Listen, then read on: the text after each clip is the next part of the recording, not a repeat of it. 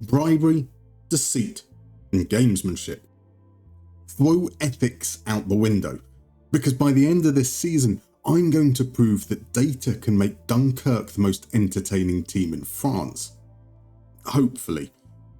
A quick recap if you've just joined. Season 1, no data. I built around the flair attribute and we got promoted. Season 2, I created excitement factor. That's open play key passes, dribbles and shots, and we finished mid-table in Ligue 1. Season 3 added more metrics, and amazingly a 4th place finish. Season 4 I measured frustration and binned off half the team, yet Champions League football once again. This is the finale, our last season. I need to find those marginal gains to allow us to compete at the highest level, all on a fraction of the budget of our nearest competitors. Previously I worked out that, excluding prize money, transfer income and wage spend, the club made 9.25 million profit per year. Now I'm happy to project European football as our minimum. That's 7th place and 8.25 million in prize money. In fact, I expect us to reach the Conference League proper, so that's another 3 million. Altogether, that gives us 20.5 million euros this year to spend on wages. That's 390k per week. For a 25-man squad, an average of 15.5k per player. And I capped the max at double, so let's say 30 grand for a star player. Transfer budgets are a little bit different. You see, Moneyball was born out of necessity. The MLB did not have a salary cap, nor the Oakland Athletics the financial power to compete with the top teams. It is not about profit, just working within your means.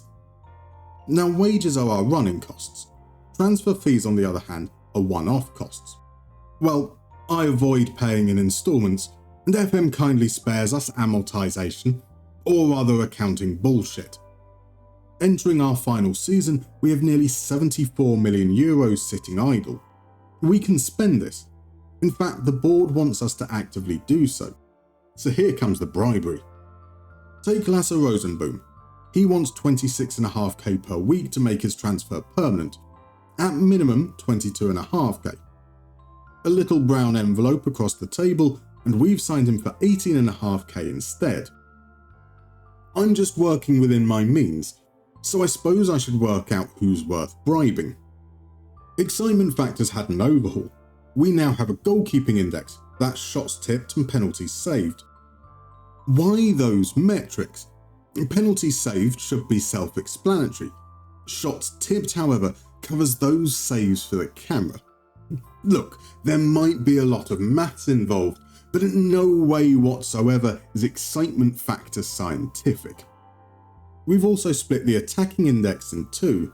The progression index covers progressive passes and dribbles, actions that move the ball forwards, and the chance index covers open play key passes and shots, actions resulting in a chance. Excitement factor is also now weighted by position. So defensive index is more important for a centre-back, whilst the chance index is more important for an attacking midfielder or striker. A little reminder that next week's video will be a guide for exporting and analysis, which will cover some basic spreadsheets, as well as something a little more complex like this. Charles was pretty solid and was available throughout the season, meaning backups Hugo Barbe and Sebastian Tau didn't play a single minute. Perfect. Both are due to leave at the end of the season, and I'm not stopping them. At centre-back, Diamande continues to excel in defensive index. Mwanga and Mendy were excellent at progression. Icaresio fell a little short of expectation, but not by much. At wing-back, we looked good. Lasse Rosenboom was incredible, and as you know, we've signed him permanently. Kai Bue outperformed Hashem and probably deserves the starter spot going forward. Mikkel Brensis, like Resio, fell just a little short of expectations, but that's fine for a backup. Enzo Bardet excelled after moving into defensive midfield, contributing in all phases. Sarosh provided attacking impetus, whilst Benchama was safe. Rosetto a willing backup. On the wings, Cicchetti was our strongest option, leading the group in chance creation. Yassine wasn't too far below the average, but Del Pupo, despite his 25 goal contributions, was El Pupo. Up front, Jeremy outperformed Erenchan, almost exclusively because of his lower frustration index. Erenchan scored 1.14 goals per 90 though, so I don't care. Only Charles has 1 year left on his contract, and now aged 35, I'll be keeping him around but not extending. We do have a handful of players, however, whose contracts are more than 18 months old. Of those, Muanga, Diamande and Bardet are starting to have thoughts about pay rises. So those are our candidates for bribery. On the left, their original demands. On the right, what we signed them for. It took 275k to get Diamande to reduce his demands by 3 grand. A little less for Muanga, 250k for the same reduction. Bardet was tougher. An 8k reduction required a 1.8 million euro bribe. That's actually still a saving. Over the course of 5 years, 8k per week is around 2.1 million. Players signed last year won't be offered contract extensions, no matter how much they moan. And dear lord do they moan. Generally, the squad looks to be in a good place. This is probably the first time I'm looking for marginal gains rather than an overhaul. But before we can hit the transfer market, I need to make some tactical changes. Nothing major. Our wingers aren't dribbling or attempting enough key passes, so instead of having them wide and cutting inside, let's do the opposite. I'm going to tuck them both into AM, set them as free roll, but ask them to stay wider and run wide with ball. When Sami Benchama plays, he's a defensive midfielder instead of a box-to-box midfielder. I'm just going to make this the standard from here on. As before, every player that can has been asked to roam from position, dribble more, and take more risks, except the goalkeeper, central centre-back and striker. Team instructions don't change. Shorter passing, encouragement to dribble, and be creative. Out of possession is a counter press that drops into a mid-block. Now let's see if we can find some players to help with that. Starting with goalkeepers, we're going to promote one of our youngsters, Tom Varley, to third choice, but I want a new starter. Plizzari is the standout for me. Best goalkeeping index, lowest frustration index, 1.6 million euros and just under 20 grand a week. At centre back I think we're pretty set, but if we can improve on Recio then I want to explore it. Manuel Carrascosa isn't defensive enough, Banguera isn't progressive enough, Roberts isn't cheap enough. Gabby Jean is my Goldilocks. A free transfer and 9.25k per week. We're also pretty set at wingback, or at least were until Leverkusen offered 2.5 million for Mikkel Brentis on transfer deadline day. So we bought in Rui Modesto on loan because he was on the shortlist and still available. In the pivot, I've decided to move on Hines Sarosh. He was dependable, but I think we can improve, specifically by bringing in Lucas Acuna on a free transfer. Here comes the deceit and gamesmanship. First, the lie. Acuna wants to be an important player. He won't be. He'll start alongside Bidet, occasionally shift over and cover for him, but when we want to be more defensively solid, then Chama and Balde will be the partnership. I'm not going to tell him that. I'll agree, and then manage his minutes so he's always on the cusp of contentitude. As for gamesmanship, it's all about patience. When the season ended, he was in high demand. If I approached his agent then, his wage demands would reflect that interest. The Club World Cup meant there was a double transfer window, and when the first one closed, interest waned.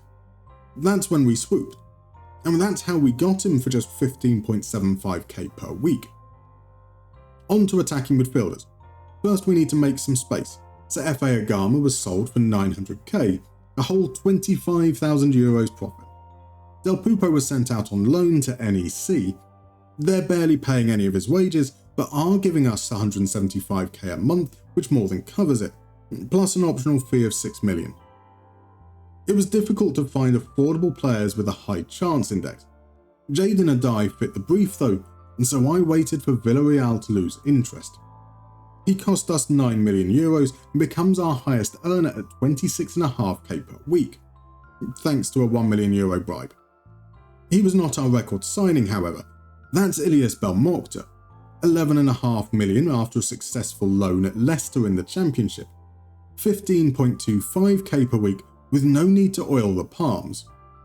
So that's 7 players in for 22.7 million euros, 6 players out for 4 million, and about 4.5 million in bribes. We've finally got a negative net spend.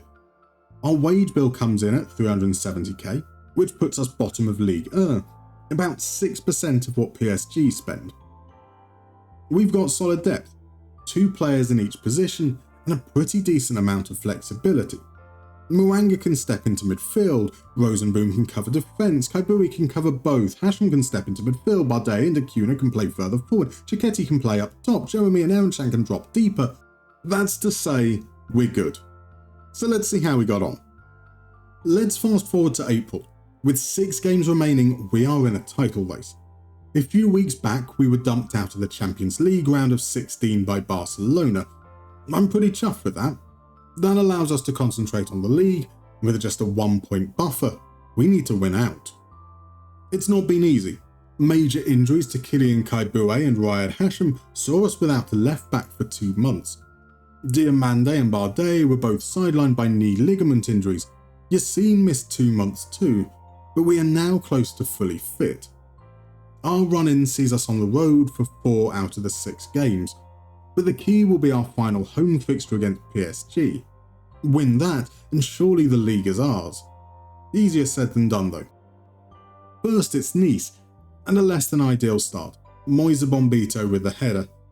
We equalise in the second half through Belmokhtar. It's him winning back possession that creates the winner. In the 91st minute. Metz were next, and the dancing feet of Jadon Adai gave us the lead. Kaibue hung up a cross to the far post for Erenchan, before Jesser and Raksaki scored the pick of the goals. Our cushion was restored after a neat free kick routine to win 3-1. Against Strasbourg, a more traditional set-piece goal. A Jadon Adai set up Belmokhtar to double our lead, and Erenchan found an on-rushing Acuna to wrap up the 3-0 win. So far, so good, but PSG are next. They've kept pace and will be without Adai and Yassine. Unsurprisingly, the reigning champions started on the front foot, Kvaratskhelia causing all kinds of trouble as we struggled to clear our lines. But we deserve to be where we are. When Chiquetti sent Erenchan racing through, there could only be one outcome.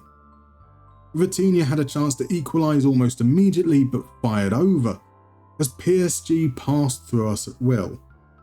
Kvaratskhelia was the outlet, and when he set up Keith Schmidt, it was no less than deserved. The problem with PSG is they always try to walk it in. 1, 2, 3 passes too many, which thankfully means offside. Ooh, I'm not sure about that. Nevertheless, we hold on. A great result which keeps PSG behind us.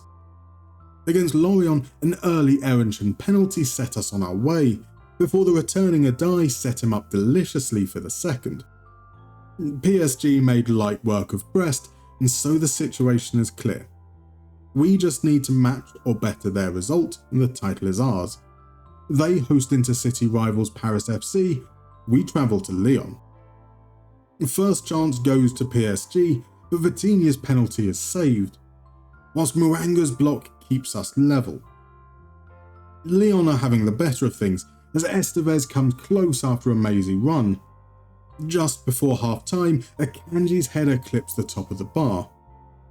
PSG are the first to score. Doué and Mendes combine, the latter slips it in at the near post. Then a highlight you've seen before. Belmokhtar turns deep, sends it over the top, but Erenchan to score the goal that just might win us the title. It was timely and needed, as Ousmane Dembele puts PSG 2-0 up. We just need to hold on as Lyon pour forward, looking for the equaliser. In the 90th minute. PSG are champions. In the last minute of the last game, we threw it away. But there is still a chance for redemption. We made it to the final of the Coupe de France, where we'll face none other than PSG, a team we have never beaten. And we'll have to do it without our starting goalkeeper, Pizzari injured on the eve of the game. There was something all too familiar with the sight of PSG's scoring, but thankfully offside. And they got it right this time. It was an open and entertaining contest. A die volleyed over, Dembele fired just wide. Enzo Bardet broke through the middle only to get it all wrong. On the half-hour mark, Lasse Rosenboom broke down the right to set up Cicchetti to give us the lead. After the break, Zaire Emery almost scored an absolute worldie as PSG remembered how to play football once more, Kvaratskhelia finishing off a lovely passing move. Then they forgot how to play football again as William Pacho turned the ball into his own goal, only for Kvaradona to set up Nico O'Reilly for an almost instant equaliser. With 7 minutes remaining, Dembele was released, but Charles made himself big. To penalties. The ever-reliable Aaron Chan was first, and evidently isn't that reliable. Vitinha, fresh from his penalty miss the week prior, had learned from his mistakes. Yee, Moanga next, and we're off the mark. Dembele steps up, Charles guesses the right way but can't get his fingertips to it. Rui Modesto takes our third, and that's too close to Kovar. Kvaratskhelia has the chance to put PSG 3-1 up and he obliges. Icaresio must score, and he does, emphatically. Keith Schmidt to win it, or Charles to be our hero. What is it to be?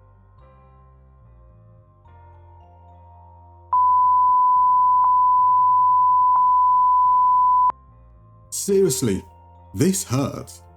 After losing the league in the final moments, it seemed like it was perfectly set up for a fairy tale ending. A coup de France would be an incredible achievement for a team who, at the start of this save 5 years ago, played in a 5,000 capacity stadium and had never been in the top flight. But alas, it wasn't meant to be. A tremendous performance nevertheless. Lasse Rosenboom and Ilias Belmokhtar finished the season with 15 assists apiece. Belmokhtar and Adai both hit double figures for goals and assists. Aaron Chan once again finished as the league's top scorer. But I came into this series with a bold claim, that I would make USL Dunkerque the most entertaining team in France. So did I? One final export, this time just Ligue 1. Instead of breaking it down by position, we're breaking it down by team, and it looks a little something like this. Starting with the goalkeeping index, where we were 11th. A little disappointing, but not too bad. We weren't careless, however, finishing with the 4th best frustration index, behind Saint-Etienne, Brest and Reims. Defensive index was not so good, the 4th lowest, only Paris FC, Lyon and Angers were worse. But here is where we shine. We beat out Marseille to have the highest progression index. When it comes to the chance index, PSG were in our shadows, and this all culminates in overall excitement factor. PSG do not even crack the top 5. In joint 4th we have Monaco and Toulouse. Surprisingly, FC Metz are 3rd, meaning it's just between us and Marseille. And we scrape it by a mere 2 points. We might not have won any trophies, but USL Dunkerque are the most entertaining team in France. I mean, based on a metric I devised myself, so take it with a pinch of salt. But whilst I laid out the terms, I didn't know whether we'd succeed in meeting them. I'm delighted, but what do you think? Is this a job well done, or does the lack of silverware mean ultimately it's a failure? I'd love to hear your thoughts, and see you next time. If you enjoyed this episode, please consider leaving a like or maybe even subscribing. And if you want to support the channel further, you can join these wonderful folk currently adorning your screen, either as a YouTube member or Patreon. Details as always in the description below.